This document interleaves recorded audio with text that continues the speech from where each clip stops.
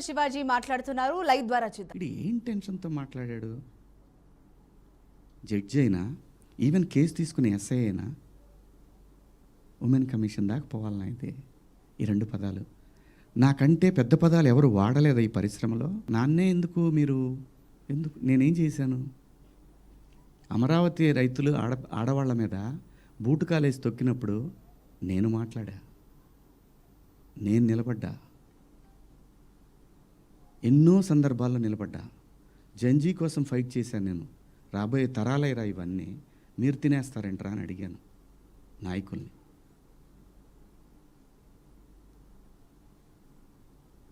మీరందరూ కూడా మన పేపర్లో కానీ లేదన్నా కానీ ఎప్పుడైనా సరే ఒక మిస్ వార్త ఏదన్నా గబుక్కన మనం టీవీలో ప్రజెంట్ చేసినా కూడా సవరణ అని ఒకటి ఇస్తారు. మీరు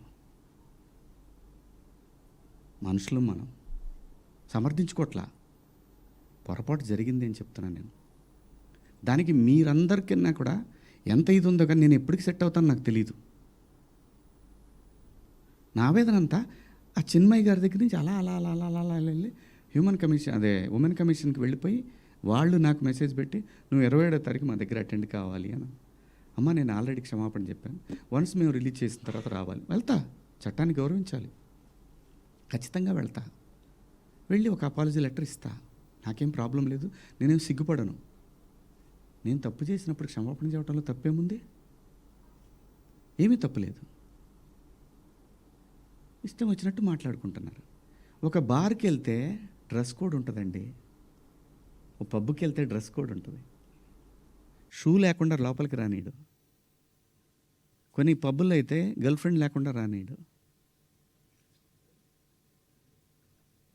నేనేమన్నాను?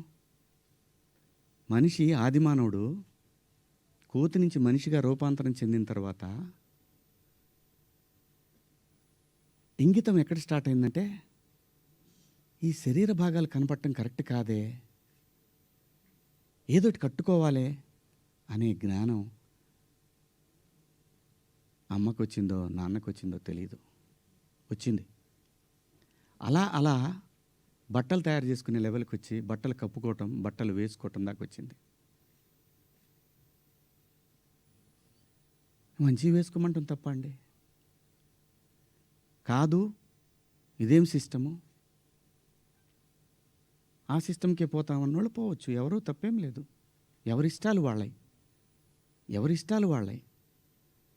ఇక్కడ నాకు కాన్స్టిట్యూషన్లోని సెక్షన్స్ గురించి చెప్తా.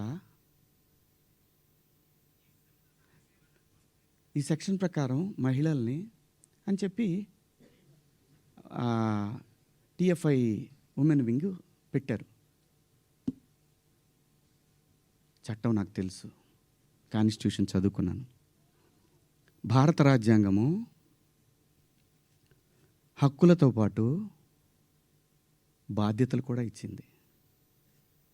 న్యాయమూర్తి దగ్గర ఒక కేసు వెళ్ళినప్పుడు దాని తాలూకా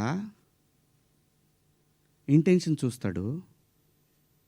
ప్రొవోకింగ్ ఆల్సో క్రైమ్.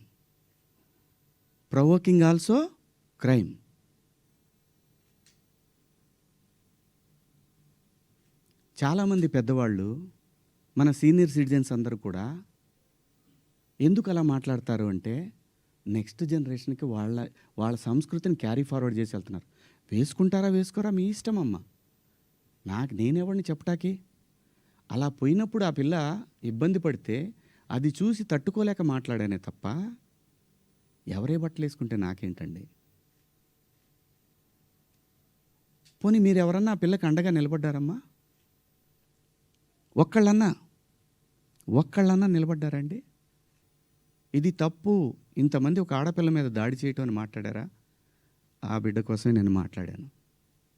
రేపొద్దున మన తెలుగు యాంకర్లు కానీ, మన ఆర్టిస్టులు కానీ చక్కగా బట్టలు వేసుకొని వస్తారు. మన సుమ గారు కానీ, ఝాన్సీ గారు కానీ, ఉదయభాను గారు కానీ, పిల్లలు కానీ, కొత్త పిల్లలు కొంచెం యంగ్ బ్యాచ్లో కొంచెం అందంగా గ్లామర్గా కనపడాలని వేసుకుంటుంటారు.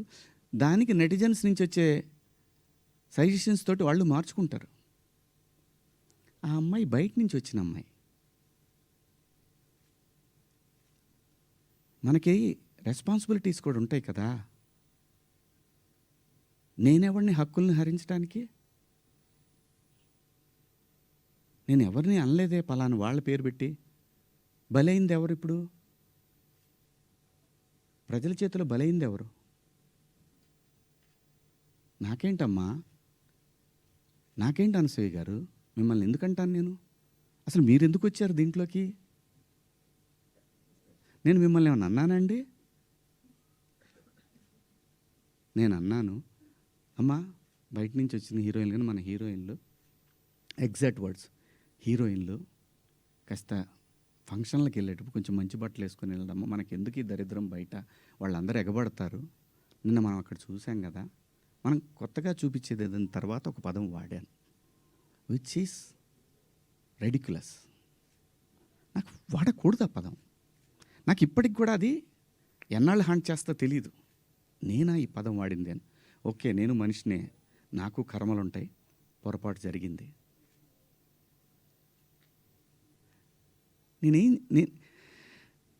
నా బాధ అంతా ఏంటంటే, నా వైఫ్ నా పిల్లలతోటి కరెక్ట్గా మాట్లాడలేకపోతున్నాను నేను. అది నా మిస్. వాళ్ళు నన్ను కన్సోల్ చేస్తున్నారు, వెళ్ళండి అని అంటున్నారు. అంటే ఎవరికో అయిందని కాదు, శివాజీ ఇలా మాట్లాడ్డే అని ఆ వైఫ్ని ఎవరన్నా అడుగుతారేమో అనే బాధ తప్ప నేను దేనికి భయపడేవాడిని కాదండి. తప్పు చేసినప్పుడు క్షమాపణ చెప్పడానికి కూడా ఒక క్షణం కూడా మనలో మనం కూర్చొని ఒక మాట అడిగితే సింపుల్గా, అమ్మ నన్ను క్షమించండి, నా వల్ల ఈ 2 పదాలు దొరికినాయి అని చెప్పేదానికి దాన్ని చాలా దూరం సాగదీశారు. పర్వాలేదండి, మేము పట్టడానికి ఉన్నాం, పడతాం. సమాజంలో ఎప్పుడైనా సరే ఇలా జరిగినప్పుడు నేను మాట్లాడతానండి, నేను ఖచ్చితంగా మాట్లాడతానండి. నేను ఏ తండ్రి వదిలేస్తారండి పిల్లల్ని? ఇంకొక పదం, ఒకప్పుడు ఒక జర్నలిస్ట్ మేడం గారు స్వేచ్ఛ మగాడిచ్చాడా అనే అంటే ఇదే డివిజన్ తీసుకురావటానికి. నేను అన్న ఉద్దేశం ఏంటంటే, స్వేచ్ఛ ఎందుకు కోల్పోవాలంటే, ఒక ఇంటర్మీడియట్ చదివే పాప ఒక సెమీ బాడీ కనిపిస్తా స్లీవ్లెస్ వేసుకొని వెళ్తే ఆ పాప అబ్యూజ్కి గురైనప్పుడు ఆ తండ్రి అనుక్షణం వెంటుంటాడు. అప్పటిదాకా హాయిగా తిరిగిన పిల్ల వీళ్ళ ప్రేమలో, వీళ్ళ పొసెసివ్నెస్ వల్ల ఆ పాప తన ఫ్రీడమ్ని కోల్పోయినట్టు ఫీల్ అవుతుంది. అది దాని అర్థం. మీరందరూ పెద్దవాళ్ళమ్మా, ఎవరెవరైతే నన్ను దోషిగా సమాజం ముందు నిలబెట్టాలనుకున్నారో మీ అందరికీ వందనాలు. మీరు బాధపడ్డందుకు మీకు కూడా క్షమాపణలు. ఇది శివాజీ ఎందుకు, ఇంకా ఇంతకుముందు చాలా జరిగినాయి కదా, వాళ్ళని అడగరే? నేను చెప్పింది ఏంటి? మనకెందుకమ్మా? సమాజంలో ఏ తప్పు జరిగినా అందరూ వేళ్ళన్నీ సినిమా ఇండస్ట్రీ వైపు వస్తున్నాయి. ఆడపిల్లల రేపులు జరిగినా, లేదంటే తాగి పిల్లలు మాబు దాడులు చేసుకున్న ఒకడికొకడు ఒక సమూహాలు కలిసి, ఆ సందర్భంలో మాట్లాడాలా లేదా? విత్ గుడ్ ఇంటెన్షన్ నేను మాట్లాడినా, నేను వాడిన పదాలు అన్పార్లమెంటరీ. ఆ 2 పదాలు.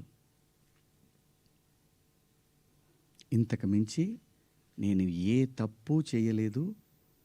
చేస్తే క్షమాపణ చెప్పడానికి వెనకాడను. నేను ఎదురుదాడికి కూడా వెళ్ళే మనిషిని కాదు. నేను నా కోసం నా ఇంటెన్షన్ అర్థం చేసుకున్న వాళ్ళందరికీ కూడా థ్యాంక్ యూ సో మచ్. ముఖ్యంగా అనసూయ గారు నా ఇన్సెక్యూరిటీ గురించి మాట్లాడారు. అవునమ్మా, మా హీరోయిన్ని అలా వెళ్ళినప్పుడు, దాడులు చేసినప్పుడు